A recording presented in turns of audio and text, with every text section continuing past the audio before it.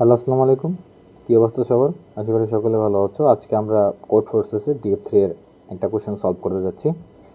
Basically আমাদের এই number কোশ্চেনটা যদি আমরা সলভ করি, এখানে আমাদের কী বলা হয়েছে আমরা একটু চেক করব। এখানে আমাদের বলা হয়েছে একটা ডিস্টেন্স দেওয়া আছে, অ্যান্ড আমাদের ইনিশিয়াল ডিস্টেন্স হচ্ছে 0 0। এই 0 0 থেকে আমরা সেই ডিস্টেন্সে পৌঁছাতে পারবো কি না সেটাই বলা হয়েছে। অ্যান্ড এটার জন্য আমরা বেসিক্যালি দুটো অপারেশন ইউজ করতে পারি। একটা অপারেশন হচ্ছে আমরা এ এর সাথে 2 যোগ করব বা বি এর সাথে 2 যোগ করব। এটা আমরা যে কোনো বা কয়েকবার ইউজ করতে পারবো। বাট সিঙ্গেল একটা অপারেশন থাকে যেটা হচ্ছে এ এর সাথে 1 অ্যাড করা বা বি এর সাথে 1 অ্যাড করা। এটা আমরা একবার ইউজ করতে পারবো। এই দুইটা টোটাল 4টা এই অপারেশন ইউজ করে আমাদের সেই কাঙ্ক্ষিত জায়গায় আমরা পৌঁছাতে পারবো কিনা সেটাই আমাদের দেখতে হবে। ইনপুটের মধ্যে আমরা দেখতে পাচ্ছি 1 1 দেওয়া আছে, আর বেসিক্যালি 1 1-এ এখানে আমরা 0 0 থেকে 1 1-এ পৌঁছাতে পারতেছি কিনা সেটাই আমাদের কাউন্ট করতে হবে। যদি আমরা পারি তাহলে ইয়েস, না পারলে নো প্রিন্ট করতে হবে। That's it.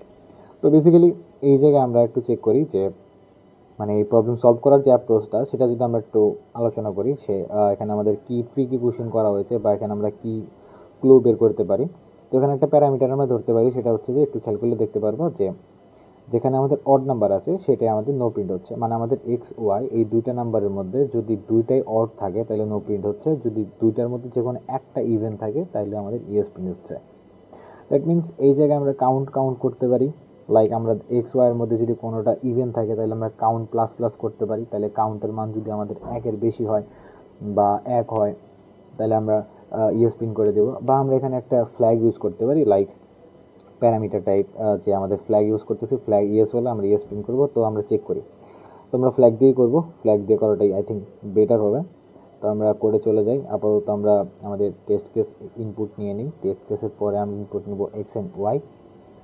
তো এইভাবেই বেসিক্যালি যে আমাদের পুরো কোডটার প্রসেস থাকতেছে। অ্যান্ড এই কোডের যে সলভটা আমি দিচ্ছি এটা বেসিক্যালি কিন্তু টোটালি জাস্ট বোঝার জন্য যে এই কোডটা কীভাবে সলভ করা উচিত। তোমাদের কিন্তু বেসিক্যালি পুরো কোডটা বা পুরো প্রবলেমটা বেসিক্যালি প্রথমে পড়তে হবে।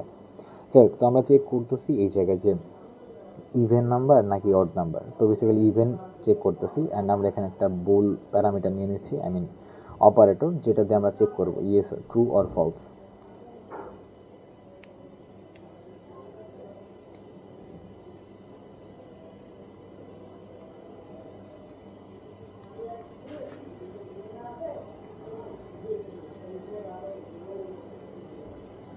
আমাদের যদি আমাদের ইভেন্ট ফাউন্ড হয় তাহলে আমাদের ফাউন্ডের মান ট্রু করে দিবে, আই মিন চেঞ্জ হয়ে যাবে।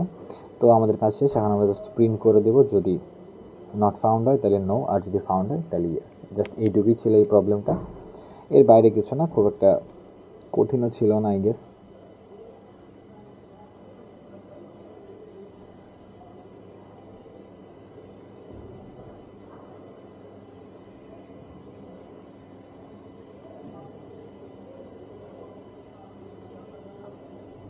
তো আমাদের বেসিক্যালি অলমোস্ট ডান কোডটা করা। এখন আমরা একটু চেক করবো যে আমাদের ইনপুট আউটপুট প্রপারলি কাজ করতেছে কিনা, অ্যান্ড দেখবো যে সব ঠিকঠাক আছে কিনা। তো আমরা কোডটা রান করে দেখি আমাদের আউটপুট ঠিকঠাক আসতেছে কিনা। হ্যাঁ, আমাদের আউটপুট প্রপারলি চলে আসছে, তার মানে আমাদের কোডও ঠিক আছে। অ্যান্ড এই মোমেন্টে আমরা যদি একটু সাবমিট করে দেখি অ্যাকসেপ্ট হয় কিনা।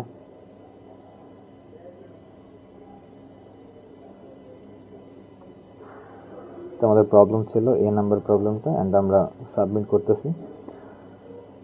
অ্যান্ড সাবমিট করার পর আমরা দেখতে পাচ্ছি কিছুক্ষণ টাইম নেবেন, তারপরে সম্ভবত অ্যাকসেপ্ট হয়ে যাবে, কারণ কোডটা প্রপারলি ঠিক আছে এবং রানিং হচ্ছে টেস্ট কেসে। হ্যাঁ, প্রপারলি অ্যাকসেপ্ট হয়ে গেছে। তো এই ছিল এই প্রবলেমের সলভেশন। যাই হোক, thank you for watching this video.